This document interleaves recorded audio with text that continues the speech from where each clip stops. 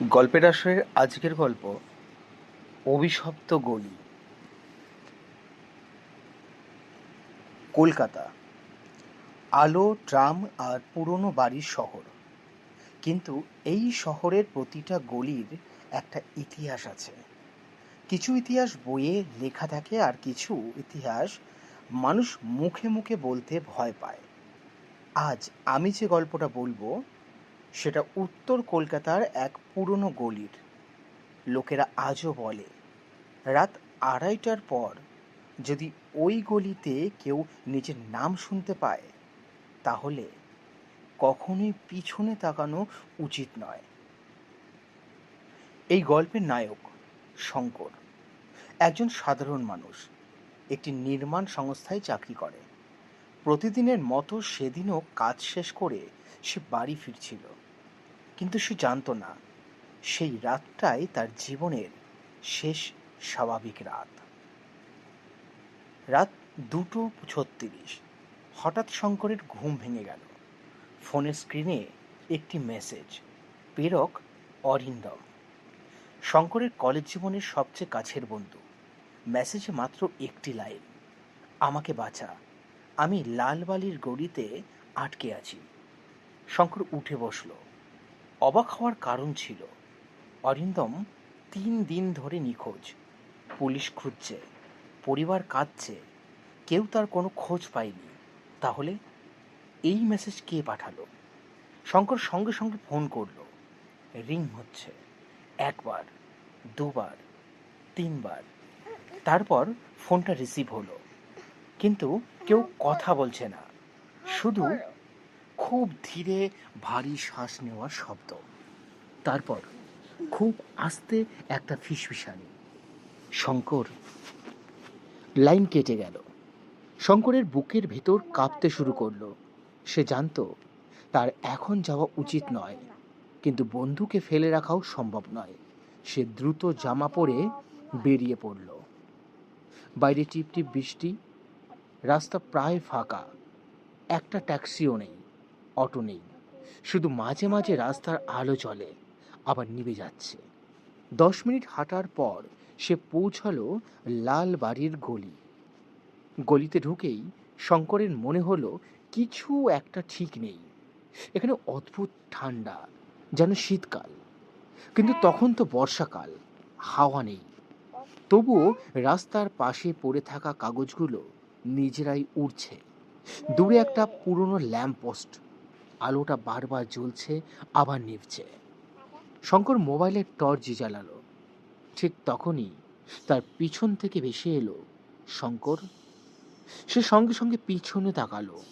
কেউ নেই, শুধু ভেজা রাস্তা আর একটা কালো বিড়াল। বিড়ালটা তার দিকে তাকিয়ে আছে, কিন্তু তার চোখ দুটো অস্বাভাবিক সাদা, একটুও পলক ফেলছে না। হঠাৎ বিড়ালটা মানুষের গলা বলে উঠল, দেরি হয়ে গেছে। শঙ্কর ভয়ে পিছিয়ে গেল, আর পরের মুহূর্তেই বিড়ালটা নেই, যেন কোনোদিন ছিলই না। শঙ্কর দ্রুত হাঁটতে লাগলো। তার মনে হচ্ছিল কেউ তাকে অনুসরণ করছে। সে থেমে গেল, পায়ের শব্দ থেমে গেল। সে আবার হাঁটল, আবার তার পিছনে আরেক জোড়া পায়ের শব্দ। কিন্তু সে যখনই ঘুরে দাঁড়ায়, কেউ নেই। গলির একেবারে শেষ মাথায় একটা পুরনো লাল বাড়ি, দোতলা, ভাঙা বারান্দা, লোহার গেট মরচে পড়ে লালচে হয়ে গেছে, দেওয়ালের প্লাস্টার খসে পড়েছে। তবুও দোতলার একটি জানলায় মৃদু আলো জ্বলছে। সেই আলোয় কেউ একজন দাঁড়িয়ে, মাথা নিচু। শঙ্কর চিৎকার করে উঠল, অরিন্দম! ধীরে ধীরে লোকটা মাথা তুলল। হ্যাঁ, সে অরিন্দমই, কিন্তু তার মুখে কোনো হাসি নেই। চোখ দুটো ফ্যাকাশে, মুখে কাদা, ঠোঁট নীলছে। সে শুধু হাত তুলে শঙ্করকে ভেতরে আসার ইশারা করল। ঠিক তখনই লোহার গেট কড়কড় শব্দে নিজে থেকেই খুলে যায়। গেটটা কোনো মানুষ ছাড়াই ধীরে ধীরে খুলে যায়, ধীরে ধীরে তীব্র হয়। শঙ্কর তখনও জানতো না এই গেটের ভেতরে পা রাখালে মানুষ নিজের ইচ্ছায় আর বেরোতে পারে না। শঙ্কর গেট পেরিয়ে ভেতরে ঢুকতেই পিছনে লোহার গেটটা নিজে থেকেই বন্ধ হয়ে গেল। সে তাড়াতাড়ি ফিরে গিয়ে গেট ঠেলল। না, 1 ইঞ্চিও নড়ল না। যেন বাইরে থেকে নয়, ভেতর থেকে কেউ ধরে রেখেছে। বাড়ির উঠোনে আগাছা ভরে গেছে, মাঝখানে একটা ভাঙা পাথরের কুয়ো। কুয়োর চারপাশে শুকিয়ে যাওয়া লালচে দাগ। শঙ্কর টর্চের আলো ফেলতেই দেখল কুয়োর ভেতর থেকে যেন কেউ তাকিয়ে আছে। সে একটু ঝুঁকে দেখল, অন্ধকার, কিছুই নেই। ঠিক তখনই কুয়োর ভেতর থেকে ফিসফিসানি, নিচে তাকিও না। শঙ্কর ভয়ে পিছিয়ে এলো। অরিন্দম তখনও দোতলার বারান্দায় দাঁড়িয়ে, এক দৃষ্টি তাকিয়ে। কোনো কথা নেই, কোনো নড়াচড়া নেই, শুধু হাত তুলে ওপরের দিকে ইশারা করল। পুরনো কাঠের সিঁড়িতে পায়ের শব্দ, প্রথম ধাপ, দ্বিতীয় ধাপ, তৃতীয় ধাপ। হঠাৎ পুরো বাড়িটা যেন নিঃশ্বাস নিল। শঙ্কর থেমে গেল। সে চারিদিকে তাকালো, কেউ নেই। দোতলায় পৌঁছে সে দেখল একটা লম্বা করিডোর, দুপাশে পুরনো দরজা। সব দরজার উপর কালো রঙে লেখা, খুলবে না। শঙ্কর ভাবল, যদি সব দরজা বন্ধ, তাহলে অরিন্দম কোথায় গেল? কারণ কয়েক সেকেন্ড আগেও সে এখানেই দাঁড়িয়েছিল, এখন সে নেই। বাদিকে প্রথম দরজা নিজে থেকেই খুলে গেল। ভেতরে একটা পুরনো দোলনা ধীরে ধীরে দুলছে, কিন্তু ঘরে কেউ নেই। শঙ্কর আলো ফেলতেই দোলনাটা থেমে গেল। সে স্বস্তির নিঃশ্বাস ফেলল। ঠিক তখনই দোলনার নিচ থেকে দুটো হাত বেরিয়ে এলো, এক মুহূর্ত, তারপর মিলিয়ে গেল। শঙ্কর নিজের বুকের ধুকপুকানি শুনতে পাচ্ছিল। সে দ্রুত করিডোর পেরোতে লাগলো। হঠাৎ দেওয়ালে ঝোলানো একটি বড় আয়নায় নিজের প্রতিবিম্ব দেখল। সে থেমে গেল। আয়নায় শঙ্কর দাঁড়িয়ে, তার পিছনে অরিন্দম দাঁড়িয়ে। কিন্তু আসল করিডোরের পিছনে তাকাতেই কেউ নেই। আবার আয়নায় তাকাতেই অরিন্দম ধীরে ধীরে হাসছে। তার হাসি মানুষের মতো নয়, অস্বাভাবিক চওড়া, আর তার চোখ থেকে কালো জল গড়িয়ে পড়ছে। আয়নাটা নিজে থেকে ফেটে গেল। করিডোরের একেবারে শেষ ঘর, দরজাটা আধা খোলা, ভেতর থেকে আলো আসছে। শঙ্কর সাহস করে ঢুকলো। ঘরের মাঝখানে একটা পুরনো কাঠের টেবিল, তার উপর ধুলো জমে থাকা একটি ডায়েরি। প্রথম পাতায় লেখা, যদি তুমি এটা পড়ো তাহলে হয়তো আমি আর বেঁচে নেই। নিচে নাম অরিন্দম। শঙ্করের হাত কাঁপতে লাগলো। সে পড়তে শুরু করলো। এই বাড়িতে কিছু একটা আছে। প্রথম রাতে আমি শুধু ফিসফিসানি শুনেছিলাম। দ্বিতীয় রাতে আমি জানলায় একজনকে দেখেছিলাম। তৃতীয় রাতে সে আমার নাম ধরে ডাকলো। আমি পিছনে তাকিয়েছিলাম। সেই ভুলটা তুই করিস না। ঠিক তখনই ঘরের দরজা নিজে থেকেই বন্ধ হয়ে গেল। আলো নিভে গেল। সম্পূর্ণ অন্ধকার। শুধু ঘরের এক কোণ থেকে কারো হাঁটার শব্দ। 1 পা, 2 পা, 3 পা। শব্দটা ধীরে ধীরে কাছে আসছে। শঙ্কর টর্চ জ্বালালো, কেউ নেই। আলো নিভে গেল। আবার জ্বালালো, কেউ নেই। তৃতীয়বার আলো জ্বলতেই একটা বৃদ্ধা ঠিক তার সামনে দাঁড়িয়ে। চোখ দুটো সম্পূর্ণ সাদা, মুখে অদ্ভুত হাসি। সে খুব আস্তে বলল, তুই শুনেছিস তাই না? শঙ্কর চিৎকার করে পিছিয়ে গেল। ঠিক তখনই বৃদ্ধাটা ধোবার মতো মিলিয়ে গেল। শঙ্কর দরজা খুলে বাইরে বেরোতেই দীর্ঘ করিডোরটা আর আগের মতো নেই। দেওয়ালগুলো যেন আরো লম্বা হয়ে গেছে, শেষ দেখা যাচ্ছে না।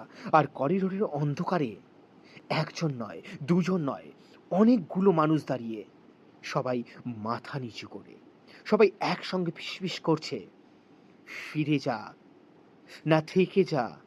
আরেকজন। ঠিক তখনই করিডোরের একেবারে শেষ প্রান্তে অরিন্দম আবার দেখা দিল। সে এবার প্রথমের মতো জোরে বলল, শঙ্কর দৌড়, শঙ্কর দৌড়া, ও জেগে উঠেছে। আর সেই মুহূর্তেই অন্ধকারের ভিতর দুটো বিশাল লাল চোখ খুলে গেল।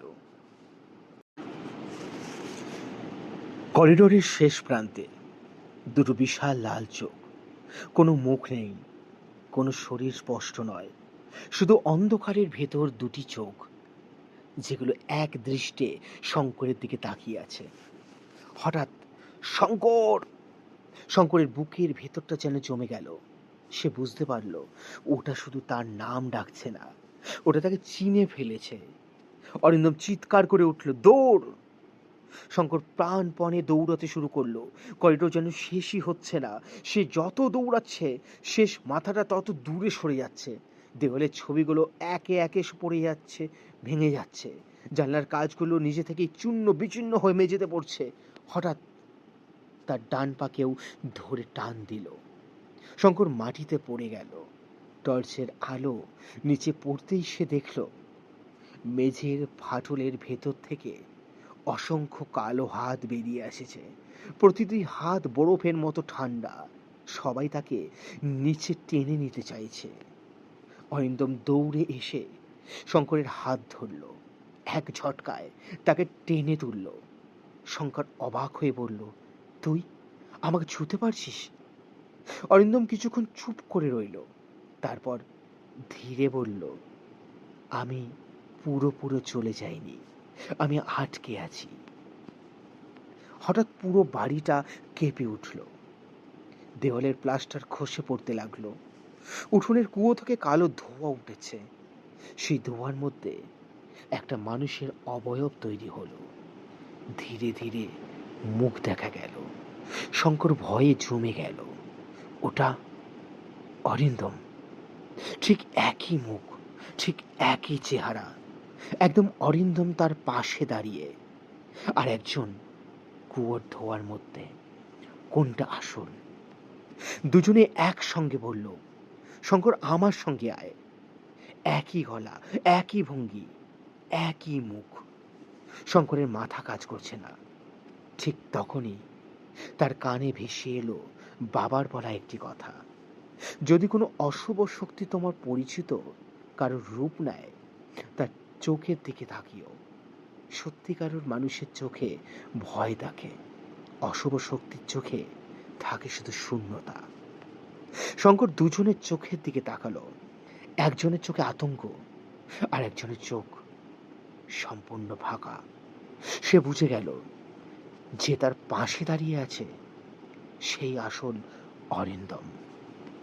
ঠিক সেই মুহূর্তে ধোয়ার অরিন্দমের মুখ হঠাৎ অস্বাভাবিকভাবে লম্বা হয়ে গেল। তার হাসি কানে ফাটার মতো তীক্ষ্ণ। পরের মুহূর্তেই সে শত শত কালো কাকে পরিণত হয়ে উড়ে গেল। ঘর আবার অন্ধকার। অরিন্দম শঙ্করকে নিয়ে ছাদের দিকে দৌড়লো। ছাদে উঠে সে বলল, শোন, এ বাড়িটা আগে একটা জমিদার বাড়ি ছিল, প্রায় 100 বছর আগে। এখানে এক তান্ত্রিক নিষিদ্ধ সাধনা করেছিল। সে নাকি মৃত্যুকে জয় করতে চেয়েছিল, কিন্তু যা এসেছিল সেটা মানুষ ছিল না। সেই রাত থেকে যারা এই বাড়িতে নিজের নাম শুনে উত্তর দিয়েছে তাদের আর কেউ খুঁজে পায়নি। হঠাৎ চারদিকে কুয়াশা নেমে এলো, এত ঘন যে হাত বাড়ালেও নিজের আঙুল দেখা যায় না। তারপর কুয়াশার ভেতর থেকে ধীরে ধীরে অনেকগুলো মানুষের ছায়া বেরিয়ে এলো। ছোট ছেলে, বৃদ্ধ, মহিলা, যুবক, সবাই নিঃশব্দে দাঁড়িয়ে। অরিন্দম ফিস ফিস করে বলল, ওরা সবাই হারিয়ে যাওয়া মানুষ, ওরা বেরোতে পারেনি। একজন ছোট্ট মেয়ে এগিয়ে এলো। সে শঙ্করের দিকে তাকিয়ে মৃদু হেসে বলল, কাকু, আপনিও কি বাড়ি যেতে পারবেন না? শঙ্কর উত্তর দেওয়ার আগেই মেয়েটা ধোয়ার মতো মিলিয়ে গেল। ঠিক তখন আকাশে এক প্রচণ্ড বজ্রপাত। বজ্রের আলোয় শঙ্কর প্রথমবার স্পষ্ট দেখল ছাদের এক কোণে একটা বিশাল কালো অবয়ব দাঁড়িয়ে আছে। তার উচ্চতা প্রায় 10 ফুট। মুখ দেখা যাচ্ছে না, কিন্তু তার কাঁধে ঝুলছে অসংখ্য মুখ। প্রতিটা মুখ ধীরে ধীরে চোখ খুলল। আর সবাই একসঙ্গে ফিসফিস করে বলল, এবার তোমার পালা।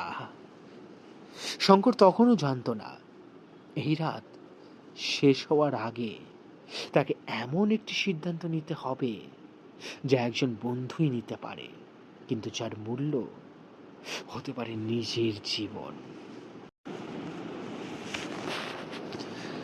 ছাদের এক কোণে 10 ফুট উঁচু সে কালো অবয়ব দাঁড়িয়েছে, আর চারপাশের অন্ধকার যেন আলোকে গিলে খাচ্ছে। কাঁধে ঝুলছে অসংখ্য মুখ, কেউ কাঁদছে, কেউ হাসছে, কেউ ফিসফিস করে একই কথা বলছে, থেকে যাও। অরিন্দম শঙ্করের হাত শক্ত করে ধরল। ভয় পাস না, ওর শক্তি ভয় থেকেই আসে। শঙ্কর কাপা গলায় বলল, ওটা কি? অরিন্দম কিছুক্ষণ চুপ করে রইল, তারপর বলল, এটা কোনো ভূত নয়, এটা সেই সব মানুষের স্মৃতি যারা এই বাড়ি থেকে কখনো ফিরতে পারেনি। হঠাৎ কালো অবয়বটির সামনে এগিয়ে এলো, তার প্রতি পদক্ষেপে ছাদের সিমেন্টে ফাটল ধরছে। একসঙ্গে শত শত কণ্ঠ বেরিয়ে এলো, আরেকজন, আরেকজন। অরিন্দম শঙ্করের দিকে তাকালো, তার চোখে প্রথমবার জল। শোন, আমি যখন এখানে এসেছিলাম আমিও ভেবেছিলাম কাউকে বাঁচাবো, কিন্তু আমি নিজেই আটকে গেছি। আজ তুই বেরিয়ে যা। শঙ্কর মাথা নাড়ল। তোকে ছেড়ে যাব না। অরিন্দম হালকা হেসে বলল, বন্ধুত্ব মানে সবসময় একসঙ্গে থাকা নয়, কখনো কখনো একজনকে বাঁচানোর জন্য আরেকজনকে বিদায় জানানো। অরিন্দম হঠাৎ ছাদের মাঝখানে এগিয়ে গেল, সেই কালো অবয়বের দিকে তাকিয়ে চিৎকার করে বলল, আমাকে নে, ওকে ছেড়ে দে। মুহূর্তের মধ্যে চারদিক নিস্তব্ধ। তারপর সব মুখ একসঙ্গে চিৎকার করে উঠল। ছাদের চারপাশে কালো কুয়াশা ঘুরতে শুরু করলো। অরিন্দম ধীরে ধীরে সেই কুয়াশার মধ্যে মিলিয়ে যেতে লাগলো। শেষবারের মতো সে শঙ্করের দিকে তাকিয়ে বলল, বাড়ি ফিরে যা, আর কোনোদিন এই গলিতে ফিরিস না। শঙ্করের সামনে ছাদের লোহার দরজাটা নিজে থেকেই খুলে গেল। সে একবার পিছনে তাকালো। অরিন্দম আর নেই, শুধু কুয়াশা আর সেই অদ্ভুত ফিসফিসানি। শঙ্কর প্রাণপণে সিঁড়ি বেয়ে নেমে গেল, উঠোন পেরিয়ে গেটের দিকে দৌড় হলো। এইবার গেটটা খোলা। সে বাইরে বেরিয়ে এলো। পিছনে তাকাতেই লাল বাড়ি নেই, সেখানে শুধু একটা ফাঁকা জমি, যেন কোনো বাড়ি কোনোদিন ছিল না। পরদিন সকাল, হাসপাতালে শঙ্করের জ্ঞান ফিরল। লোকেরা বলল, তাকে ভোরবেলা রাস্তার পাশে অজ্ঞান অবস্থায় পাওয়া গেছে। পুলিশ জানালো, সেই জায়গায় বহু বছর আগে একটি পুরনো বাড়ি ছিল, কিন্তু সেটি আগুনে পুড়ে ভেঙে ফেলা হয়েছিল। এখন সেখানে শুধু খালি জমি। শঙ্কর কিছুই বলল না, কারণ সে জানতো সে কি দেখেছে। কয়েকদিন পর অরিন্দমের পরিবার তার ঘর গুছাতে গিয়ে একটি পুরনো ডায়েরি পেল। শেষ পাতায় লেখা, যদি আমি ফিরে না আসি, আর যদি কোনোদিন শঙ্কর এখানে আসে, তাহলে ওকে বলো আমি শেষ পর্যন্ত ওর জন্য অপেক্ষা করব। ডায়েরির তারিখ অরিন্দম নিখোঁজ হওয়ার আগের দিন। 1 বছর কেটে গেছে। শঙ্কর আর কখনো সেই গলিতে যায়নি, কিন্তু প্রতি বছর একই দিনে রাত 2:47 তার ফোনে একটা অচেনা নম্বর থেকে একটি মেসেজ আসে, আমি ভালো আছি, তুইও ভালো থাক। সে কখনো উত্তর দেয় না। আজও ঠিক রাত 2:47। ফোনটা আবার কেটে উঠল। স্ক্রিনে লেখা আননোন নাম্বার। শঙ্কর ধীরে ধীরে মেসেজ খুলল। এইবার সেখানে মাত্র একটি লাইন, ধন্যবাদ সেদিন পিছনে না তাকানোর জন্য। সে জানলার বাইরে তাকালো। বৃষ্টি ভেজা রাস্তায় একজন মানুষ দাঁড়িয়ে, ভেজা জামা, মাথা নিচু। তারপর ধীরে ধীরে সে হাত তুলে বিদায় জানালো। পরে বজ্রপাতের আলোয় রাস্তা ফাঁকা, কেউ নেই। কলকাতার পুরনো গলিগুলো এখনো আছে। হয়তো আপনি কোনোদিন সেগুলোর পাশ দিয়ে হেঁটে যাবেন। যদি গভীর রাতে কেউ আপনার নাম ধরে ডাকে, একবার ভাববেন সেটা সত্যিই কি কোনো পরিচিত মানুষের কণ্ঠ, নাকি অন্ধকারের।